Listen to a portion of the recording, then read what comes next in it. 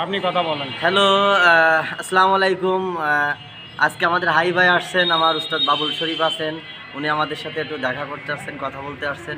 তো এই বিষয়ে হাই ভাই সাথে আসাতে উস্তাদ কেমন লাগলো আপনি একটু বলেন। আসসালামু আলাইকুম প্রিয় দর্শক শ্রোতা, আজ আমাদের মাঝে আসছেন আমাদের হাই ভাই।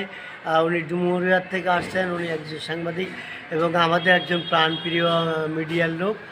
তো উনি আজকে আসছে আমাদের কাছে, আর আমরা তেমনভাবে হঠাৎ ওনার কথা শুনে আমরা একসাথে হলাম এবং তিনজন একসাথে হয়ে আসলে খুব ভালো লাগছে।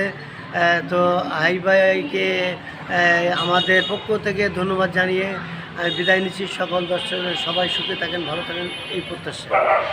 ভাই কথাগুলো বলেছে খুব গুরুত্বপূর্ণ।